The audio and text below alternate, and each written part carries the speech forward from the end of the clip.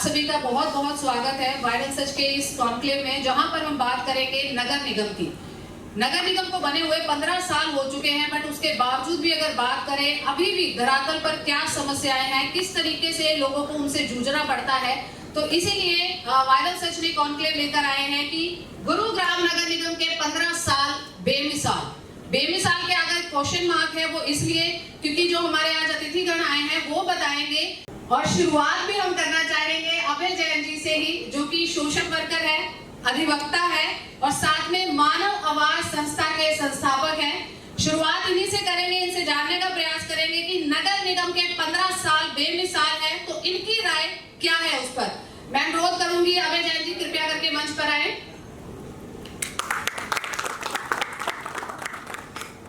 15 साल कम समय नहीं होता अगर हम बात करते हैं गुरुग्राम के सुधार की, गुरुग्राम को बेहतर से बेहतरीन बनाने की। पर आज जो है हम दूसरों के मुख से जानना चाहेंगे कि उनका क्या विचार है गुरुग्राम नगर निगम को लेकर। तो सर अभय जी बहुत बहुत स्वागत है आपका इस कॉन्क्लेव में। धन्यवाद। सबसे पहले आपसे यही जानना चाहेंगे कि आपको क्या लग रहा है कि नगर निगम और राजनीति क्या एक दूसरे से प्रभावित हो रही है आज के समय में? बिल्कुल हो रही है। देखिए 2008 में गुड़गांव परिषद को नगर निगम बनाया गया। तब लोगों की बड़ी आशाएं थी कि क्योंकि परिषद में जूनियर अफसर बैठते हैं, और जब नगर निगम बना तो आईएएस लेवल राजीव शर्मा जी को पहले कमिश्नर बनाया गया। तो लोगों की बड़ी उम्मीदें थी कि नगर निगम बनने के बाद गुड़गांव शहर की जो मूलभूत सुविधाएं हैं उनमें निश्चित रूप से सुधार होगा और लोगों को अपनी जो छोटी छोटी समस्याएं हैं उनसे निजात मिलेगा। और सरकार ने भी, स्थानीय विधायक उस वक्त जो थे, मुख्यमंत्री जी थे, सांसद साहब, सब ने ये बात कही कि नगर निगम बनने के बाद गुड़गांव में मूलभूत जो सुविधाएं हैं, मूलभूत जो फैसिलिटीज़ हैं, उनमें काफ़ी बड़े लेवल पर इम्प्रूवमेंट होगा। परंतु आज अगर 15 साल गुजरने के बाद उस समय को अगर याद करते हैं तो ये कहना भी गलत होगा कि 15 साल में नगर निगम ने कुछ नहीं किया, पर साथ साथ यह कहना भी बिल्कुल गलत होगा कि जो सरकार ने घोषणाएं की थी, सरकार ने जो आम आदमी को कहा था कि हम आपको आपकी जो मूलभूत सुविधाएं हैं वो बिल्कुल देंगे, और जो आम आदमी ने जो उम्मीद की थी वो निश्चित रूप से मेरा मानना है कि गुड़गांव नगर निगम उन उम्मीदों पर खरा असर नहीं उतर पाया। तो डेवलपमेंट की अगर हम बात करें कि जब शुरुआत हुई थी नगर निगम की और उसके बाद इतने वर्ष बीत चुके हैं, तो क्या आप देखते हैं कि क्या गुरुग्राम के डेवलपमेंट का ग्राफ बढ़ा है या कम हुआ है?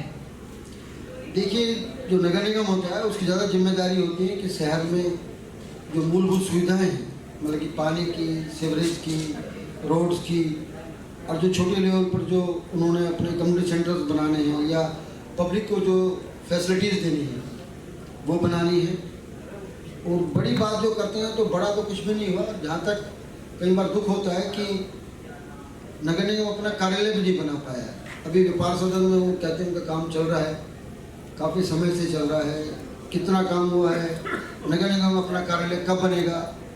तो 15 साल में शायद नगर निगम अपना कार्यालय भी नहीं बना पाया है। तो ये थोड़ा कहना मैं समझता हूँ कि जितनी रफ्तार से, जितनी ज़्यादा गुड़गांव की आवश्यकता थी नगर निगम अपनी जिम्मेदारी संभालने की, उतनी जल्द नहीं हो पाई। 2008 में मैं बताना चाहूँगा हमारे नगर निगम का बजट था मात्र लगभग 500 करोड़। आज ये बजट लगभग 3000 करोड़ हो गया है। तो देखिए 2008 में अगर नगर निगम लगभग 500 करोड़ रुपए गुड़गांव पे खर्च कर रहा था और आज अगर वो 3000 रुपये करोड़ खर्च कर रहा है, उसके बावजूद भी अगर आम आदमी को उसका सीवरेज अगर ब्लॉक है, उसको पीने का पानी नहीं मिल रहा है, हाउस टैक्स में उसे दिक्कत आ रही है, स्ट्रीट लाइट अगर ठीक नहीं है, उसके पास अगर कम्युनिटी सेंटर नहीं है, रोड्स का अगर बुरा हाल है, तो मैं समझता हूँ कि सरकार को, नगर निगम के अधिकारियों को और ख़ासकर जो शासन और प्रशासन के आज जो शीर्ष अधिकारी गण हैं, नेतागण हैं, उनको इस विषय पर गंभीरता से सोचना होगा कि कहाँ पर क्या चूक हुई कि हम लोगों की अपेक्षाओं के अनुरूप काम नहीं कर पाए, उनको खरा नहीं किया। तो क्या कहीं ना कहीं अधिकारियों की इसमें साठगांठ कहे या फिर ये है कि कहीं ना कहीं भ्रष्टाचार जो है एक अहम कड़ी बन चुका है, जहां पर बात भी होती है, काफी सारी खबरें भी होती हैं कि भ्रष्टाचार का अड्डा बन चुका है नगर निगम। तो आपको क्या लग रहा है कि ये भ्रष्टाचार की वजह से ही है कि गुरुग्राम जो है बेहतरीन बन ही नहीं पा रहा? देखिए, करप्शन की जहाँ तक बात करें तो जैसे बात कर रहे थे हम लोग हाउस टैक्स की, एक बड़ी कंपनी को ठेका दिया गया कि हर घर का वो दोबारा आईडी क्रिएट करेगी।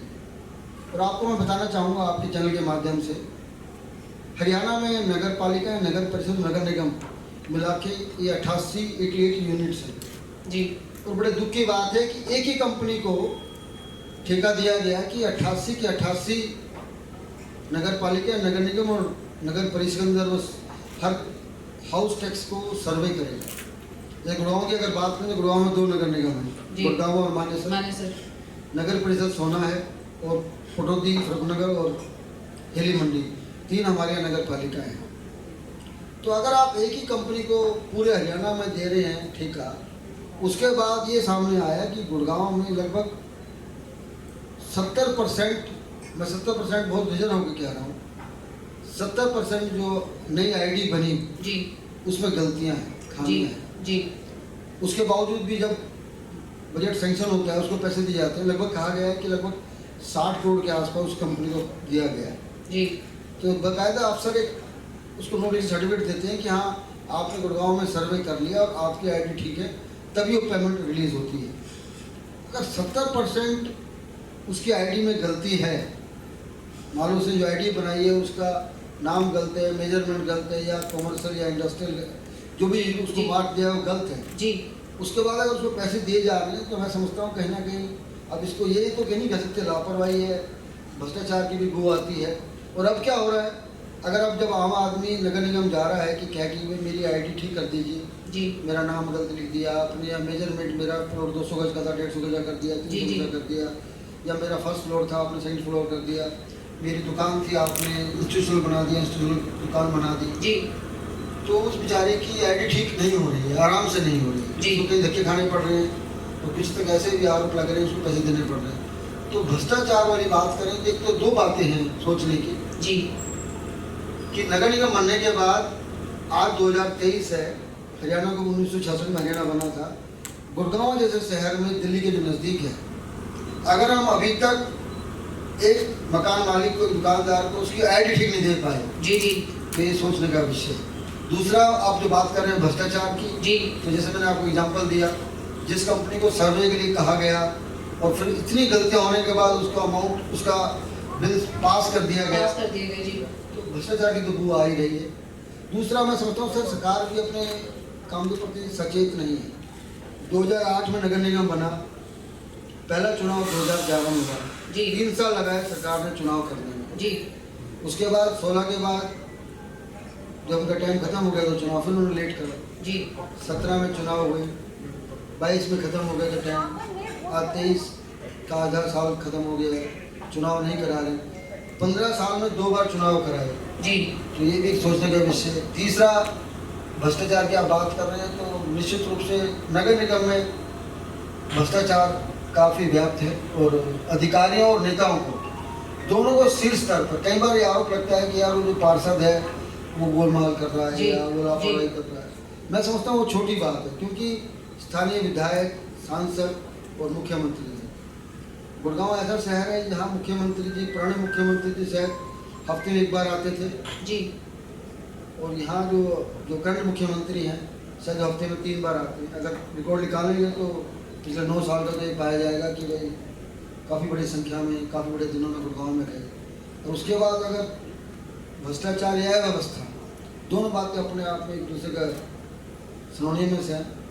तो मैं समझता हूँ कि सरकार को गंभीरता से इस विषय को सोचना चाहिए कि क्या वजह रही कि आज भी हम गुड़गांव के नागरिकों को, उनको मूलभूत सुविधा, मैं मूलभूत की बात कर रहा हूँ, अभी जी। आपने जो बात की डेवलपमेंट की, जी, डेवलपमेंट की तो बात ही नहीं कर रहा कि 3000 करोड़ का बजट होना, जी उसके बाद आप गुड़गांव के नागरिकों को, वो भी गुड़गांव का शहर वो जिसको आप मिलेनियम सिटी कहते हैं, जी साइबर सिटी कहते हैं, जो शायद हरियाणा को 50% रेवेन्यू देता है, जी दिल्ली के नज़दीक है, जहाँ मुख्यमंत्री जी हर अल्टरनेट डे गुड़गांव में आ रहे हैं, बड़े बड़े अधिकारी यहाँ रोज आते हैं, नेतागण रोज आते हैं। उसके बाद अगर ऐसी व्यवस्था है तो आप कल्पना कीजिए जो गुड़गांव के, हरियाणा के जो रिमोट शहर होंगे, गाँव होंगे, उनकी व्यवस्था क्या हो।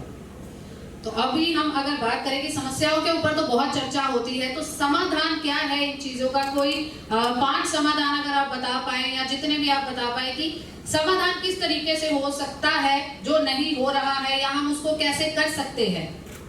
ये आपने बहुत रेलिवेंट क्वेश्चन पूछा। और कई बार हम लोग खुद चिंतन करते हैं कि मान लिया कि अव्यवस्था है, करप्शन है नगर जी निगम, जी तो समाधान क्या है? मेरा मानना तो ये है, अगर मेरे से बात करते हैं निजी रूप से, एक तो हमारे हरियाणा में राइट टू सर्विस एक्ट लागू है जी और हमने जब 2014 में एक्ट आया तो उससे काफ़ी प्रयास किया, तो आज हर डिपार्टमेंट में बोर्ड लगे हुए हैं कि कौन सा काम कितने दिन में करना है। जी जी पर वो खाली ना फॉर्मेलिटी सी हो रही है, बोर्ड भी लगते हैं, हट जाते हैं। एक तो मैं आपके चैनल के माध्यम से सरकार से गुजारिश करूँगा, अगर सरकार वास्तव सोचती है कि वे समस्याओं का समाधान क्या और कैसे करें, तो राइट टू सर्विस एक्ट जो है उसको पूरी गंभीरता से लागू करें। उसके अंदर स्पष्ट प्रोविजन है कि अगर कोई आदमी बर्थ सर्टिफिकेट के लिए अप्लाई कर रहा है, उसका बर्थ सर्टिफिकेट अगर एक टाइम बाउंड सीमा उसको नहीं दिया जा रहा, तो अधिकारीगण अप्लाइकेंट को बताएंगे कि आपके एप्लीकेशन में ये कमी है। जी पर ऐसा कभी नहीं होता, वो बेचारा अप्लाइकेंट बीच कर काटता रहता है। उसको अगर बताया जाए, एक बात और एक्ट में स्पष्ट है कि उसको एक ही बार में बताए जाएंगे कि आपके एप्लीकेशन में 4 कमी है। ऐसा नहीं कि एक बार बता दिया कि ये कमी है, तो उसने पूरी कर दी दूसरी बता दी। जी। मतलब एक्ट में बहुत अच्छा एक्ट बना हुआ है। तो मेरी तो सरकार के आपके माध्यम से मैं गुजारिश करूँगा कि राइट टू सर्विस एक्ट को पूरी गंभीरता से लागू करें। जी और एक उसमें मजेदार बात ये है कि राइट टू सर्विस एक्ट के लिए एक विंडो, एक हर एक नगर निगम के ऑफिस में एक हेल्प सेंटर बन सकता है। जो भी आम आदमी आता है उसको राइट टू सर्विस एक्ट के माध्यम से आम जनता को बताएं कि भाई आप इस तरह इस एक्ट को यूज़ कर सकते हैं। अगर काम नहीं हो रहा तो आप अपनी फर्स्ट अपील यहाँ फाइल कर सकते हैं, उसके बाद सेकंड अपील यहाँ फाइल कर सकते हैं, और ऐसे आप अपने काम को निश्चित समय में पूरा करा सकते हैं। दूसरा, मेरा अपना अनुभव कहता है, हमारे यहाँ एक्ट है, हरियाणा में, पूरे इंडिया में है राइट टू इंफॉर्मेशन एक्ट, जिसको जी। RTA एक्ट कहते हैं, 2005 में है। उसमें भी क्या हो रहा है कि सरकार के अधिकारी ये कोशिश करते हैं सेक्शन 6(3) के अंदर, सब सेक्शन के अंदर, कि कैसे वो अप्लाइकेंट की इंफॉर्मेशन ना दें। मतलब अधिकारी को जब कोई एप्लीकेशन लगाता है, इंफॉर्मेशन मांगता है, तो अलग अलग विभाग और खासकर नगर निगम की चर्चा हो रही है, तो नगर निगम के अधिकारी ये सोचते हैं कि हम क्या जवाब दें, क्या बहाना मारें कि अप्लाइकेंट को इंफॉर्मेशन ना देनी पड़े। जी जबकि उल्टा होना चाहिए।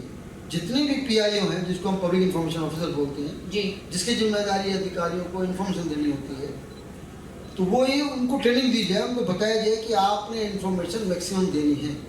जितनी ज़्यादा ट्रांसपेरेंसी होगी उतना कम करप्शन होगा और उतनी अधिक अकाउंटेबिलिटी, रेस्पॉन्सिबिलिटी और ट्रांसपेरेंसी अफसरों में आएगी। जी जब तक, अगर मेरा तो मानना है कि अगर ये 2 एक्ट भी गंभीरता से पूरी तरह हर डिपार्टमेंट लागू कर दिए जाएँ, और खासकर क्योंकि नगर निगम की चर्चा हो रही है, नगर निगम चालू कर दिए जाएँ, तो मैं समझता हूँ हम शायद विकास की तरफ बढ़ पड़ेंगे, ट्रांसपेरेंसी की तरफ बढ़ पाएंगे, अकाउंटेबिलिटी की तरफ बढ़ पाएंगे, रेस्पॉन्सिबिलिटी की तरफ बढ़ पाएंगे। जी। और मेरा सुझाव यही है कि नगर निगम के जितने भी गुड़गांव में मेन ऑफिस हैं, वहाँ 2 विंडो बना दिए जाएँ, 2 हेल्प डेस्क बना दी जाएँ। एक हेल्प डेस्क आपने राइट टू इन्फॉर्मेशन के लिए RTA लगानी है, तो वो जो आदमी बैठा है वो गाइड करेगा आम आदमी को कि आप इस तरह इन्फॉर्मेशन लगा सकते हैं। और दूसरा आया अभी राइट टू सर्विस एक्ट, जी दूसरी विंडो बने जिसमें आम आदमी को ये बताया जाए कि आप भाई इस तरह राइट टू इन्फॉर्मेशन के साथ साथ राइट टू सर्विस एक्ट का इस तरह आप यूज़ कर सकते हैं।